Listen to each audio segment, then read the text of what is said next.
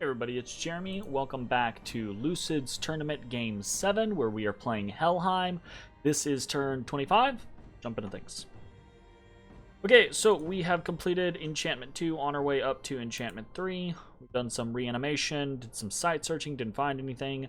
Our prophet's power is now gone, so we can make a new prophet. Great.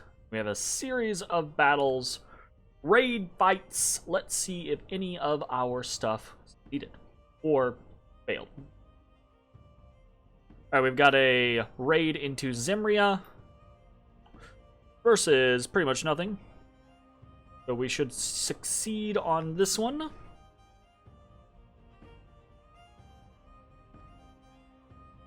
Pretty easily. Yeah. We got it. Alright. Banyarl's 1. Sarmatia 0. Towers of Heaven. Banyarl, probably 2.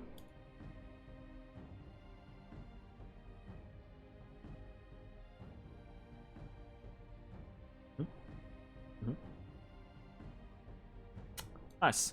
Banyarl's 2. Sarmatia 0. We're gonna skip this one. Wise Spring Grove.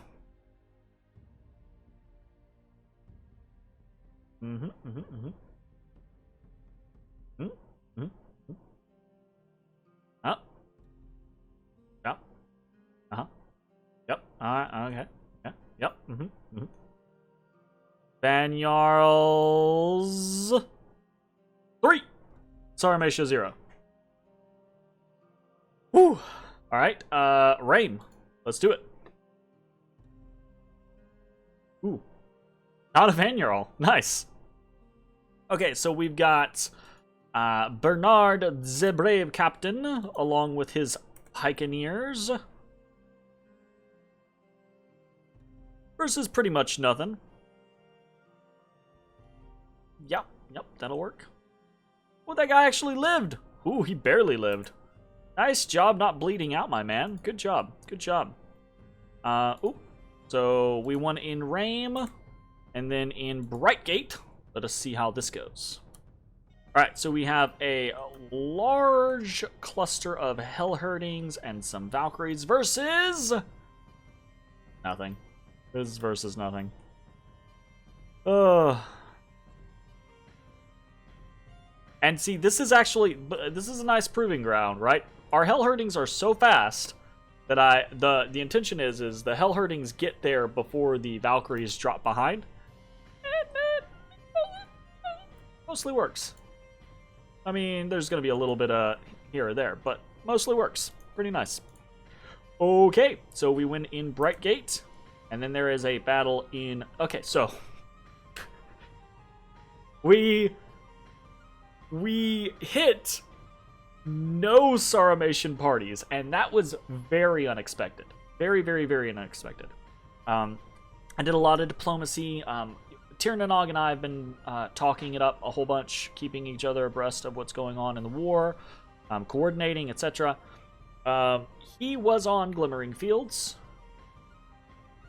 We were concerned that he might get attacked. So, let's see. What has come to attack him? It's okay.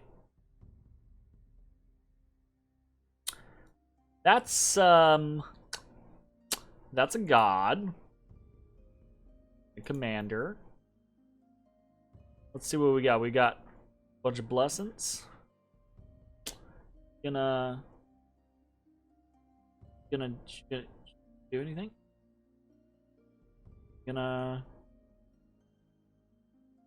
Yeah.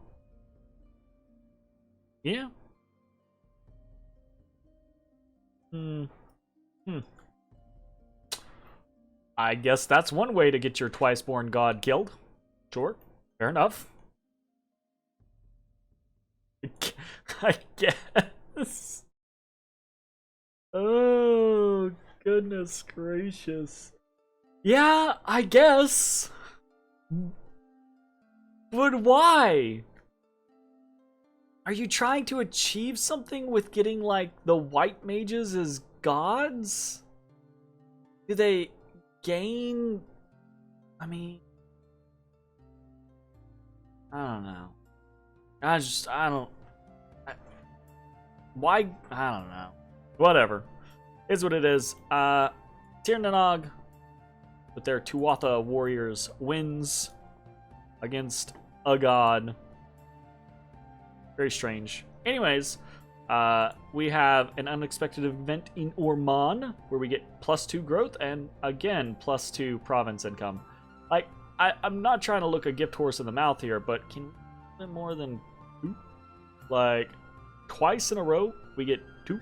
Watch me get like a -10 next turn. It's like, it's balancing out. Go fuck yourself.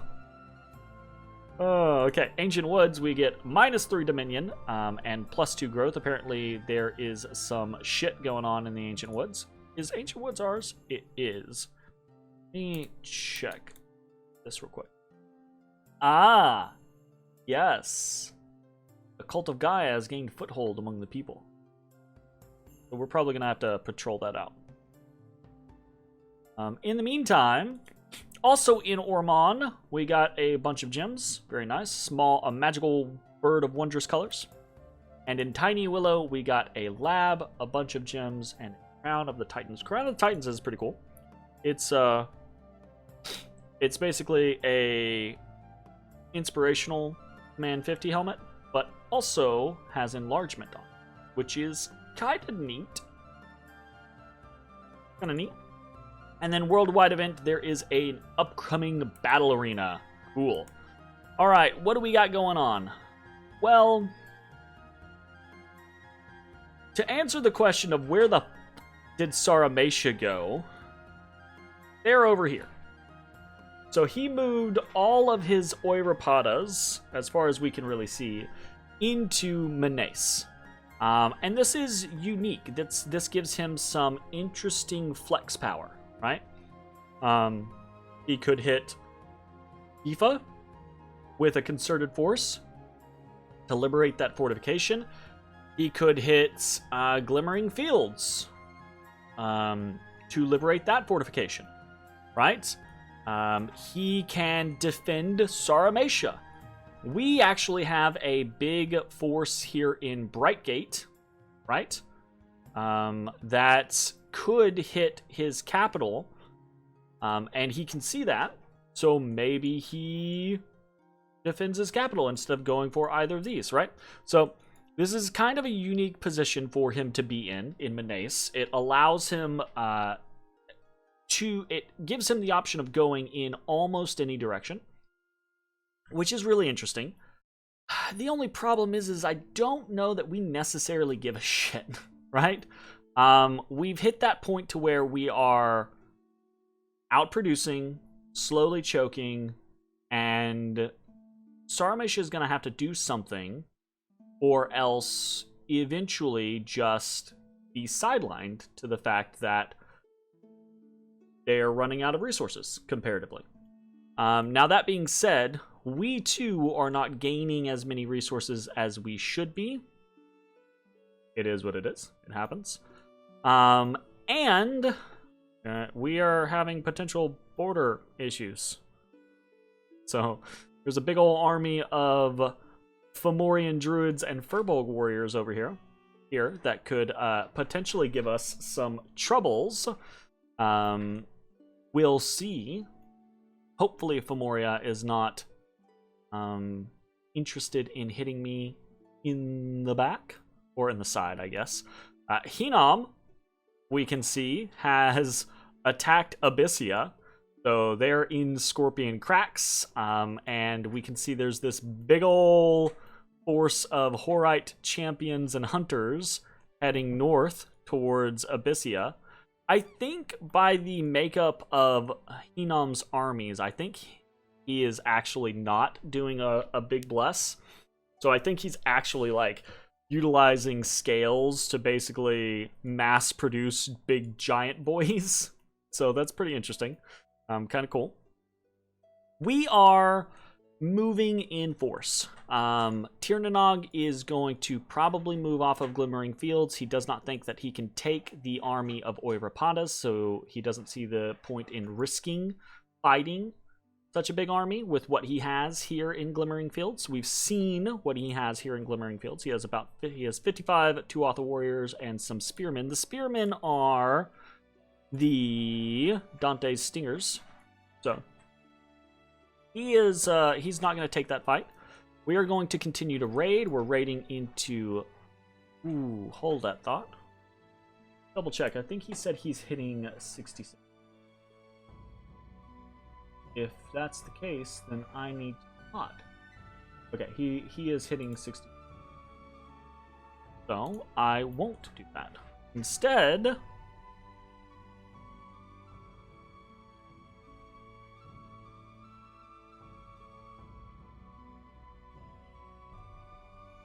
I will search for magic cards in Zimria. So we're gonna hit Ard this turn. We're not actively attacking a whole lot of his stuff. We're going to see if he counter raids. Tirnanog is hitting Laria. I'm hitting Ard with a Banyarl. We're moving troops around. We're going to move into Ung'Baloth. We're going to move Jarl 4 over into High Peaks because Tirnanog plans to potentially move down to 81 so that he can be in range to threaten Saramatia's capital. I also am going to be in range to threaten a capital, right? Threaten Saramatia's capital. In fact, I actually probably need to, because I can't threaten from there. So let me adjust this slightly. I'm going to take this hearse. Hearse 9, and we're going to go up to Brightgate. We are patrolling in Brightgate. Again, in the off chance, we're basically awaiting our army, but we're patrolling in Brightgate in the off chance that he tries to counter raid Brightgate so that we can potentially kill the shit out of it, whatever he tries to counter raid with. I don't know that that's going to happen. I'm not sure. We are moving Bernard the Brave into Brightgate in a central formation.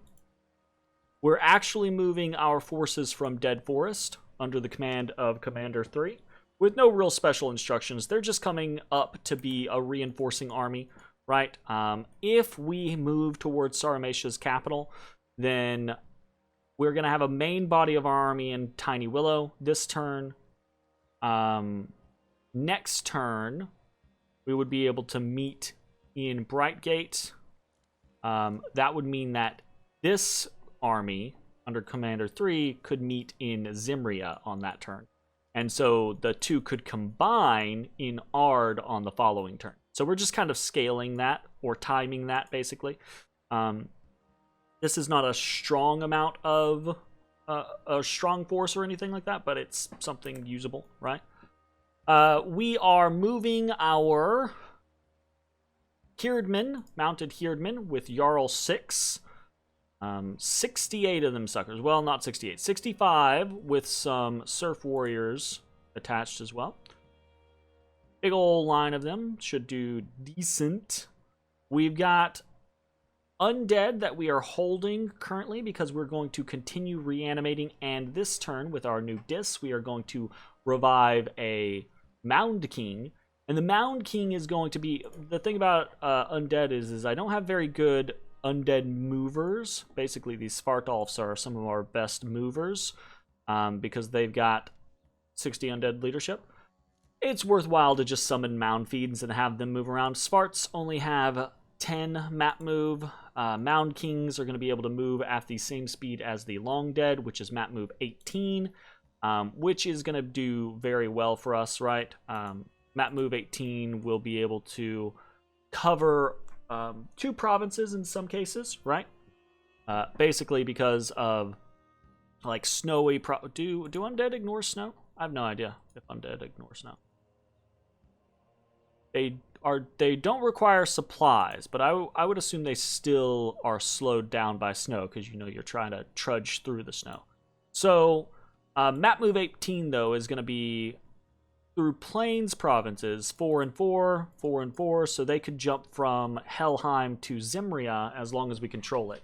which is good because that means next turn I can move a stack of 80 Long Dead from Helheim into Zimria or Brightgate. It also means I could potentially move a stack of 80 Long Dead from Helheim into Osens, because again, so we are moving things towards Sarmatia, but there's the possibility that Femoria has decided we are the next target. If that is the case, then we might have to fight on that front and see how things go. But I feel relatively confident about the Sarmatian scenario. All we're waiting for now, right? And I say this. One big victory for Sarmatia could swing things back in their favor.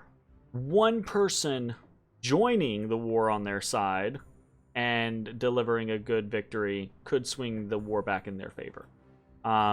Especially Tirnanog getting attacked and then piecing out for a modest sum, like some of these northern provinces that Sarmatia is willing to like secede to them, or cede to them rather. That would leave us in a pickle. So we need to mobilize, and we need to end this sooner rather than later. Because, fortunately, much like Sarmatia is just waiting for one good victory, we're just waiting for one good victory as well, right? All we're looking for is one scenario where we catch 10 of their Oirapatas out and slaughter them, or Tirnanog catches 10 of their Oirapatas out and slaughters them. So we got to kind of figure out what's going on, see how it goes. If he tries, he might try to take all of his forts back, right? Split his forces up, take his forts back, and then try to hold those forts. If he does that, then it is going to severely limit his ability to reinforce his capital, especially since what I am potentially capable of doing is hitting areas a turn before and making it really hard for him to stay in a fort while also defending his capital. What else are we doing? Anything else big? Research-wise, we are not going to hit Enchantment 3 this turn. That's okay. We don't need it. We will be able to hit it next turn, and that's okay. We're continuing to forge owl quills. We are recruiting more Vanheers. We are recruiting another Hellcarl, because I do think putting death gems into current power is probably going to be a very good thing for us. We need that now, sooner rather than later.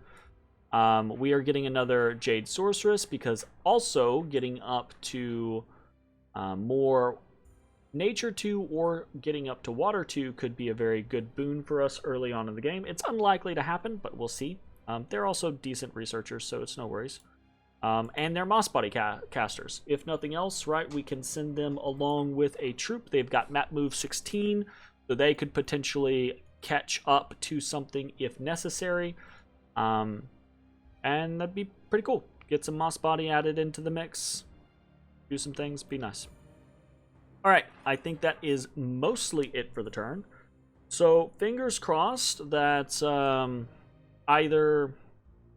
Well, basically, I think the big thing is fingers crossed that Femoria doesn't attack us next turn. If Femoria attacks us next turn, is gonna be a thing.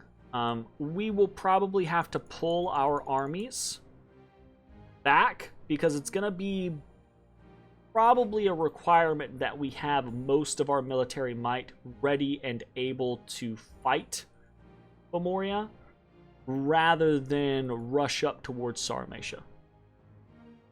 We'll have to see how it goes. Alright, that is going to be the end of this turn. I will see you all next time. Bye, everybody.